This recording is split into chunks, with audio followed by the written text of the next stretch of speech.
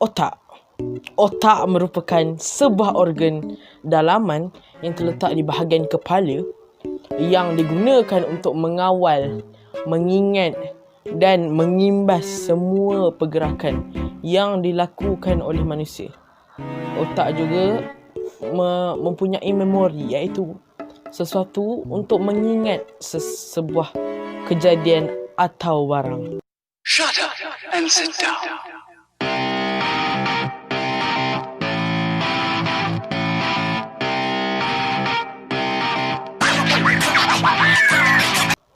Assalamualaikum warahmatullahi wabarakatuh dan salam sejahtera.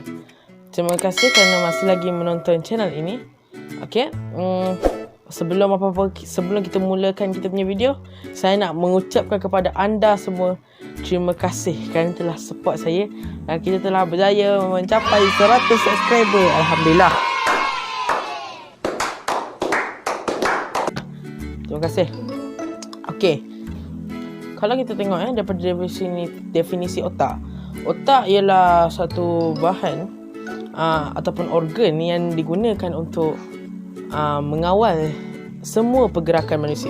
Okey. Kalau anda pernah lihat, iaitu kalau kita tengok nak bandingkan antara komputer dan juga otak, mana lagi hebat?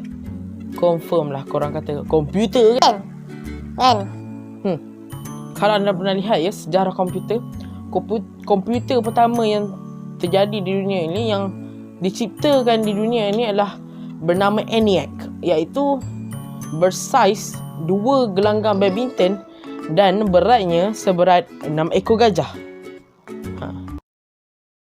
Masih lagi tak mampu untuk mencapai tahap otak kita. Sebenarnya otak kita ni lagi hebat daripada semua komputer, handphone, iPod ke iPad, semua pad, itulah, tu semua tu. Okey, kalau betul lah anda kata komputer lagi hebat kan. Okey, kau contohlah, orang kata komputer lagi hebat lah daripada otak. Okey, contoh siapa yang buat iPad? Siapa? Steve Jobs kan? Steve Jobs. Okey, iPad tu Steve Jobs buat kan. Maksudnya orang yang buat tu, okey sekarang ni orang tu dia buat something yang lagi hebat daripada dia. Sekarang ni siapa yang hebat? Orang yang buat tu ke benda yang terhasil tu? Of course lah orang yang buat tu. Orang yang buat tu yang hebat sebab dia mampu mencipta benda yang lagi hebat daripada dia. Faham tak? Sebenarnya dia tak cipta benda lagi hebat pun. Dia cipta benda yang lagi rendah daripada dia sebenarnya. Sebenarnya otak kita ni lagi hebat daripada semua iPad ke ni semua tak ada. Okey, kalau anda tahu komputer menggunakan nombor binari, iaitu 1 dan 0. Nombor binari tu daripada contoh perkataan hello, itu kalau 10110 adalah kod dia kan, H10001 ke, mungkinlah macam tu kan. So jadi okey, seterusnya saya akan menceritakan apa itu maksud genius. Okey, genius. Genius bermaksud apa? Genius bermaksud orang yang mudah menghafal sesuatu. Kalau anda pernah tengok hafiz Quran ke hafizah kita, diorang tu semua adalah genius kerana diorang dapat hafal benda yang banyak, iaitu Al-Quran yang 30 juzuk itu, dia dapat hafal benda tu. Jadi diorang ni dianggap genius. Orang yang genius ni adalah orang yang banyak menghafal. Okey, sekarang ni apa yang menyebabkan, contoh benda yang kita hafal tu dia akan masuk kepada memori. Dan ada satu kajian di Amerika Syarikat sana, ada seekor tikus tu. Dia takut dengan tempat gelap lah. Lepas tu para pekaji ni dia ambil cahaya memori otak tikus tu, dia cucuk dekat seekor tikus lagi. Dan seekor tikus yang cakap tu, yang di test tu, takut kepada gelap. Jadi dah ada 2 tikus yang takut tempat gelap. Jadi itulah dia yang panggil memori. Memori ni, okey. Kalau kita tengok dekat sebelah sini, di sini bernama neuron. Neuron itu bersaiz dia 1/100 mm dan juga panjang dia ialah 1 mm. Nampak tak betapa kecilnya. Dan untuk satu manusia, untuk seorang, terdapat 140 juta lebih neuron dalam kepala otak kita. Nampak tak betapa banyaknya? Okey. Tapi bukan cecair neuron tu yang diambil. Sebenarnya cecair, okey, kan kita ada 140 juta kan? 140 juta lebih, dan neuron itu saling bersambung-sambung. Dan juga ada satu benda ni yang menyambungkan benda itu yang dipanggil sebagai sinaps. Sinaps tu adalah benda yang sebelah saya ni, sinaps. Dia adalah benda yang menyambungkan antara otak dan otak. Cecair dalam sinaps itulah, semakin banyak kita menghafal, semakin banyak sinaps terjadi. Dan anggaran untuk seorang manusia, terdapat 500 juta hingga 1 bilion sinaps di dalam otak kita sini. Terdapat 500 juta hingga 1 bilion. Contoh kan. Kalau korang semua kan nak jadi bijak, aku nak jadi bijak, aku nak dapat semua A yang perpisahan ni. Okey, boleh. Caranya macam mana? Kau pergi ambil semua cecair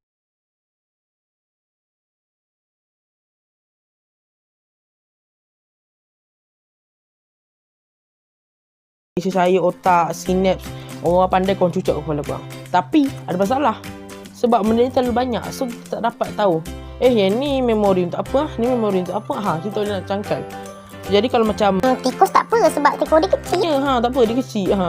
Kalau otak manusia ni besar, walaupun kita dapat bandingkan otak gajah dan otak manusia. Otak gajah lebih kurang 5 kilo. Otak kita mungkin 1.4 kilo je. Tapi mana lagi bijak?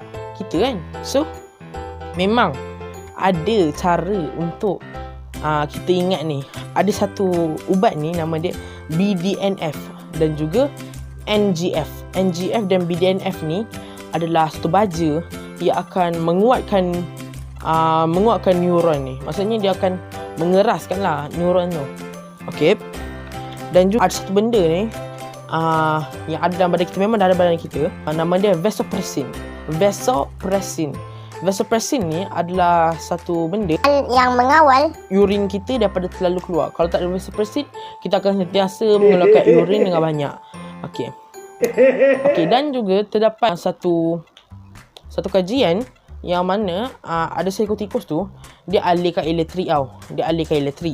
Jadi kalau kita alihkan elektrik, dia tu hilang ingatan. Tapi selepas dia cucuk vasopressin ni, dia terus menjadi ingat semula. Dan juga vasopressin ni dikatakan boleh mengeraskan sinaps dan menjadikan dia lebih tegang antara neuron ni dan neuron ni. Okey. Tapi kalau kau nak jadi bijakan, kau bolehlah ambil BDNF ni, NGF ke vasopressin ni kan. Tapi betul korang tu nak kau nak jadi ke sumpah komputer? Kalau korang banyak mengingat, korang banyak melupa. Contoh kan, korang dah banyak sangat mengingat, korang akan mudah lupa. Macam kita lupa kita boleh sakit, kita lupa lah kesalahan-kesalahan kita. Kau nak betul. Jadi semakin banyak kita ingat, semakin banyak kita lupa. Dan semakin banyak kita lupa, semakin banyaklah kita kena ingat. Dan semakin banyak kita kena ingat, semakin banyak kita kena lupa.